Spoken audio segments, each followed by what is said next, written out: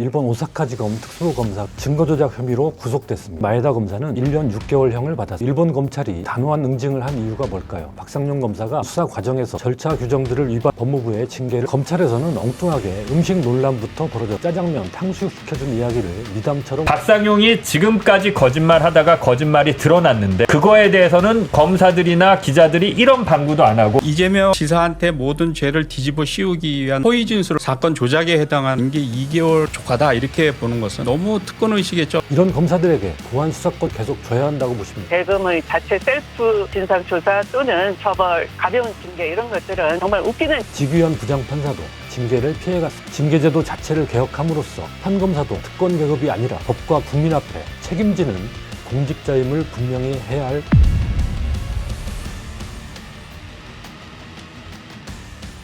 안녕하십니까. 논설의 박용현입니다. 제가 얼마 전 칼럼에 소개했던 일본 사례로 오늘 이야기를 시작해볼까 합니다. 2010년 일본 오사카지검 특수검사가 증거조작 혐의로 구속됐습니다. 마에다 스네이코 검사는 압수한 플로피 디스크 파일의 최종 업데이트 날짜를 검찰의 사건 설계에 맞춰 슬쩍 수정했습니다. 이 플로피 디스크는 법정에 증거로 제출되지는 않았습니다. 그럼에도 날짜 조작 사실이 아사히 신문 보도로 알려지자 일본 사회가 발칵 뒤집혔습니다. 우리나라 대검찰청에 해당하는 최고검찰청은 즉각 마에다 검사를 증거조작 혐의로 구속했습니다. 상관인 특수부장도 증거조작 은폐 혐의로 구속됐고 검찰총장에 해당하는 검사총장은 사퇴했습니다. 재판에 넘겨진 마에다 검사는 1년 6개월형을 받았습니다. 법정에 제출되지도 않은 증거에 손을 댔으니 어찌 보면 큰 문제가 아니라고 여기는 이들도 있을 것입니다. 1심 판결에서도 녹음 파일 원본이 증거로 채택이 됐고 녹취록은 증거로 채택이 안 된 걸로 알고 있습니다. 그런데도 일본 검찰이 이렇게 단호한 응징을 한 이유가 뭘까요? 수사 기소기관은 전시에 군대가 사용하는 무력을 제외하고는 국가가 가진 가장 강력한 강제력입니다. 사람을 불러 조사하고 구속하고 징역을 살릴 수 있습니다. 자칫 잘못했다가는 억울한 한 사람의 인생을 완전히 망가뜨릴 수 있는 공권력입니다. 국가의 수사 기소권은 어쩔 수 없이 필요하지만 그 권한이 남용됐을 때의 위험성이 너무나 크기 때문에 엄격한 절차 규정에 따라 통제를 받아야 합니다. 이 절차를 위반하면 더 이상 법 집행이 아니라 법의 이름을 빌린 폭력이 될 뿐입니다. 수사 기소권의 정당성 자체가 무너집니다. 증거 조작을 비롯한 수사 기소 절차상 위법 행위를 더없이 무겁게 다뤄야 하는 이유입니다. 우리나라는 어떻습니까? 윤석열 검찰 조작기소 국정조사 청문회에서는 위 사례에 필적하는 증거조작 정황들이 숱하게 드러났습니다. 그런데 검찰은 아무렇지도 않다는 반응입니다. 앞으로 특검을 통해 철저히 밝히고 응징해야 할 것입니다.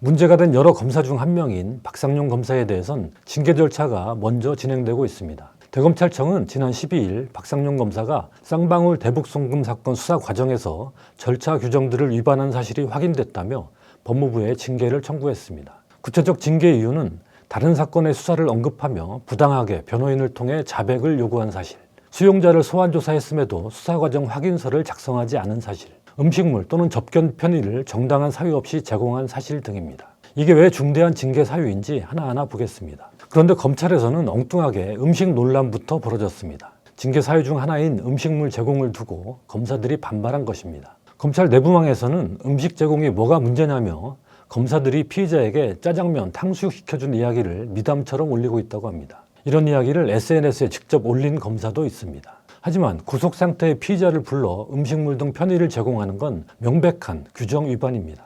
대검찰청의 수용자에 대한 출석 요구 및 조사에 관한 지침 내용을 보시죠. 수감된 피의자를 반복적으로 불러 조사하는 것 자체를 제한하고 있으며 일체 편의 제공도 엄격히 금지하고 있습니다. 왜 이런 규정을 만들었을까요? 수용자를 조사한다는 것은 구속 상태라는 궁벽한 처지를 이용해 왜곡된 진술을 끌어낼 위험성이 크기 때문입니다. 구속은 자백을 강요하기 위한 수단이 아닙니다. 도주나 증거인멸 우려가 있을 때 불가피하게 허용되는 수단입니다. 구속된 이들은 주거, 음식, 통신 등 여러 면에서 열악한 상황에 놓이게 됩니다. 우리 법체계가 정해놓은 어쩔 수 없는 규칙입니다. 다만 인권을 생각하면 구속수사 재판은 가능한 한 최소화할 필요가 있다고 봅니다. 그러나 일단 구속이 됐다면 누구나 동등한 대우를 받아야 합니다. 국가가 구속이라는 궁벽한 처지를 만들어 놓은 뒤 필요에 따라 누군가에게만 선별적으로 편의를 제공한다면 참으로 치사한 공권력 행사입니다. 음식과 같은 본능적 욕구를 이용해 수사에 협조를 얻어낸다든지 하는 것은 인간을 인간으로 대우하지 않고 도구화하는 행위입니다. 더구나 그것이 왜곡된 진술을 끌어내기 위한 수단으로 사용된다면 비인간적인 범죄 행위와 다를 게 없습니다. 소위 말하는 진술 연습을 시켜갖고 증인들을 만들어낼 때 이 수법을 엄청나게 씁니다. 자기 검사실로 불러서 전화도 시켜주고 뭐 맛있는 그렇죠. 것도 사주고 뭐 면회도 시켜주고 그렇게 해서 회유를 해가지고 맞춤형 진술을 해서 이런 폐단을 막기 위해 일부러 규정을 만든 것입니다. 그러나 박상용 검사는 김성태 전 쌍방울 회장 등 피의자 5명을 무려 334차례나 소환 조사했고 확인서를 111차례나 누락했습니다. 연호회 덮밥을 제공했습니다. 규정의 취지를 정면으로 위배한 것입니다. 그런데 검사들은 이런 규정이 만들어지기 오래전에 조사 대상자에게 짜장면을 시켜준 이야기나 아직 구속되기 전에 피의자에게 탕수육을 시켜준 이야기 등을 미담처럼 이야기하며 박상용 검사를 옹호합니다. 수용자에 대한 반복적 조사의 위험성이라는 맥락을 완전히 무시한 채 규정이 생기기도 전에 흘러간 경험담으로 국민을 호도하고 있습니다. 검찰이 필요에 의해 자체 규정을 만들었고 그것을 위반한 게 드러났는데도 아무 문제 아니라고 강변하는 것입니다. 그럼 저 대검 규정은 그냥 심심해서 한번 써본 건가요? 법을 집행하는 검사들이 이렇게 대놓고 규정을 무시하는 건 정상이 아닙니다. 대검 예규는 이거는 2022년 1월부터 시행된 거기 때문에 그 전에는 없던 거거든요. 그 전에 이거 관행이었어요. 뭐 탕수육도 시켜주고 뭐 초밥도 시켜주고 말 잘 들으면. 근데 어찌됐건 예규를 만들었잖아요. 예규를 만들었으면 지켜야죠. 박상용이 지금까지 거짓말하다가 거짓말이 드러났는데 그거에 대해서는 검사들이나 기자들이 이런 방구도 안 하고 이제 와서는 야 이거 관행이었는데 이런 식으로 하면 어떻게 수사하라는 거야? 라고 다 기사를 씁니다. 이게 말이 되나요? 정말 검사들의 말처럼 순수하게 인권과 배려 차원에서 조사받으러 온 피해자들에게 음식을 제공해주고 싶다면 조사받는 사람들이 누구나 연어회든 탕수육이든 먹고 싶은 음식 마음껏 먹을 수 있게 검찰청에 뷔페를 차리지 그랬냐고 묻고 싶습니다.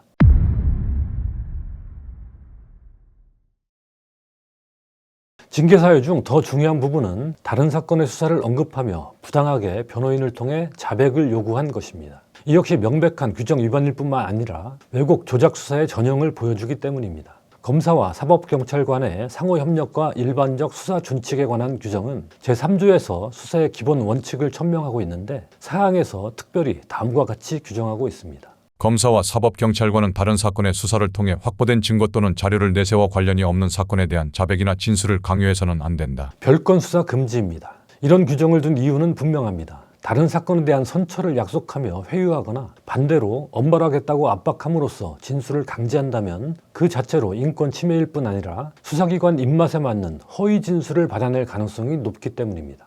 이는 증거 조작과 다름없는 진술 조작입니다. 박상용 검사가 이화영 전 경기도 평화부지사의 변호인과 통화해서 다른 사건, 지인 사건 등으로 압박 회유하는 육성이 공개됐습니다. 좀 지나면 이 부지사는 아마 나갈 겁니다. 이제는 그냥 뭐 완전 검찰 편에서 이재명 재판의 참고인이 돼버리는 상황일 거고 녹화한 것도 이제 그 무렵 되면 그렇게 중요할까 생각이 들어요. 저희도. 그렇게 되면 그래도 만족할 수 있는 결과가 그게 제일 아니지. 이런 행태 하나만으로도 중대한 징계 사유입니다. 징계를 하지 않고 어물쩍 넘어가거나 가벼운 징계에 그친다면 우리나라 법체계가 조작 수사를 권장하는 꼴이 됩니다. 국정조사 과정에서 드러나는 거 보면 사실상 사건을 조작한 거 아닙니까? 이재명을 주범으로 몰기 위해서 허위 진술이 필요하다 이렇게 거래를 했었고 공범자들을 전부 다 검찰청으로 불러 모아가지고 뭐 연어를 먹었느냐 술 먹었느냐 이게 중요한 것이 아니고 이재명 지사한테 모든 죄를 뒤집어 씌우기 위한 허위 진술을 거기서 만들어내고 진술 세미나를 했다는 것이죠. 이것은 명백하게 모해 위증 교사죄에 해당이 되는 사건 조작에 해당하는 죄인데 파면까지 가도 부족할 판인데 법무부나 대검 내에서 징계 2개월로 족하다 이렇게 보는 것은 너무 특권의식에 쩌들어 있는 결과가 아닌가. 하물며 이것이 대수롭지 않은 일이라며 징계에 반발하는 검사들이 있다니 검사가 법 집행기관이라는 의식 자체가 사라진 듯합니다. 이런 검사들에게 보안 수사권이라는 이름으로 수사권을 계속 줘야 한다고 보십니까? 수사권 없이 기소권만 주기도 위태한 지경입니다.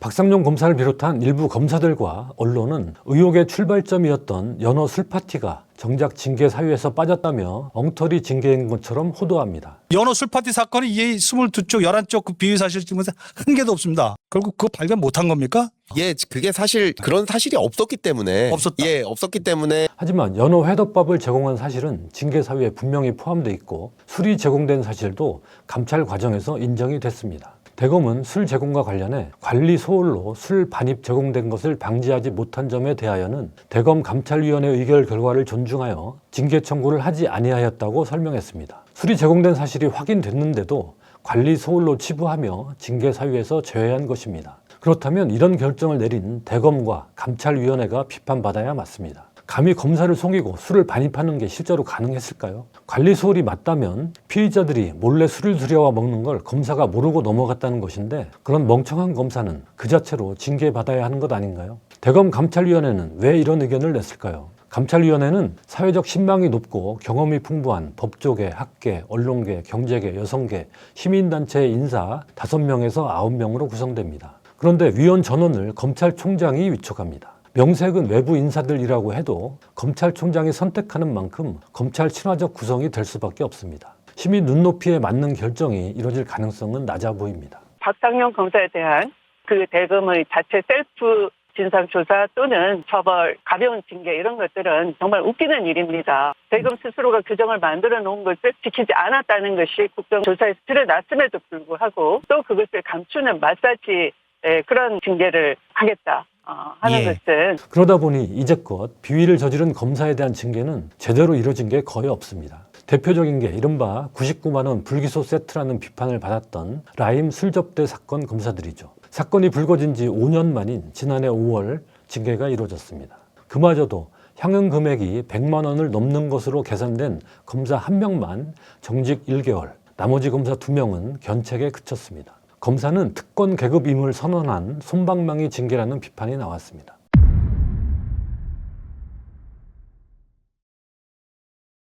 징계 제도가 유명무실한 건 검사뿐만이 아닙니다. 고급 술집에서 변호사들로부터 향응을 받은 의혹을 받는 지규현 부장판사도 징계를 피해갔습니다. 대법원은 지난해 9월 법원 감사위원회를 열어 지규현 판사 사안을 심의했는데 감사위원회는 징계 사유가 있다고 판단하기 어렵다며 공수처 수사 결과를 기다리겠다는 결론을 내렸습니다. 공수처는 지난해 11월 압수수색에 나선 지 6개월 만인 최근에야 지규현 판사를 소환 조사했습니다. 그 사이 지규현 판사는 윤석열 내란 사건이라는 중대한 재판을 그대로 담당했습니다. 또 정치브로커 명태균 씨 재판을 담당했던 김인택 창원지법 부장판사는 재벌 면세점으로부터 해외 골프 여행을 접대받은 의혹이 불거졌는데도 해당 재판을 계속 맡았고 지난 2월 법관 인사에서는 되레 수도권인 수원지법으로 발령받았습니다. 그러나 지난 3월 혐의가 인정돼 법원으로부터 벌금 500만 원의 약식 명령을 받았습니다. 징계는 따로 받지 않았습니다. 또 공수처가 고등학교 동문 선배인 변호사에게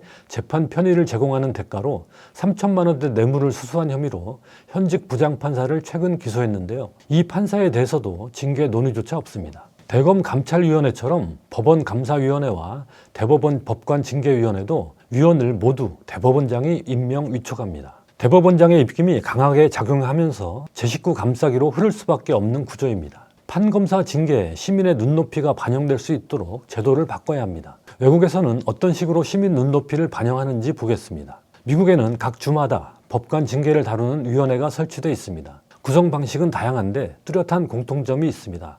한번 찾아보시죠. 캘리포니아주의 경우 11명으로 구성되는데 판사 3명, 변호사 2명, 일반 시민 6명입니다. 판사 3명은 대법원이 임명하고 변호사 2명은 주지사가 임명하고 일반 시민은 2명은 주지사, 4명은 의회가 임명합니다. 뉴욕주도 위원이 11명인데 4명의 판사, 1명의 변호사, 2명의 일반 시민, 4명의 비법조인으로 구성됩니다. 판사 4명은 3명은 대법원장, 1명은 주지사가 임명하고 변호사와 일반 시민은 주지사가 임명합니다.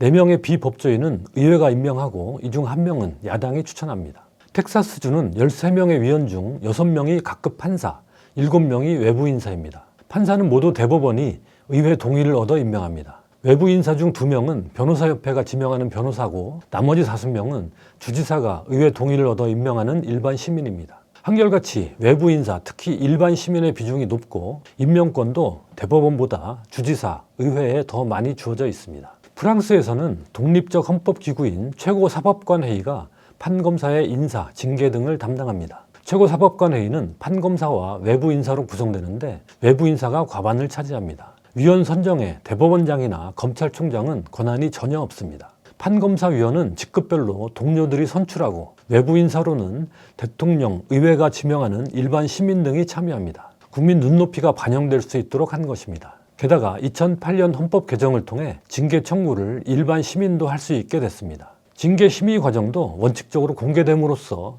시민들의 판단을 받게 됩니다.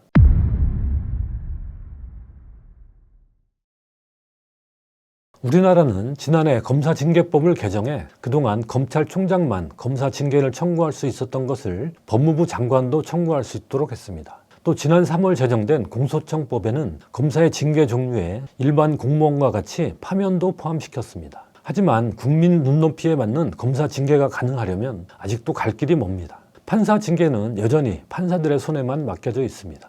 독립성을 보장한다는 취지로 징계를 판검사들 손에 맡겨놨는데 판검사들은 이것을 악용해 잘못을 스스로 덮어주는 특권 계급으로 군림해 왔습니다. 판검사 징계가 남발되는 것도 위험하지만 드러난 비위를 덮거나 솜방망이 징계로 넘어가는 것은 더욱 위험합니다. 형사사법 시스템이 왜곡되고 그 정당성을 상실하게 되기 때문입니다.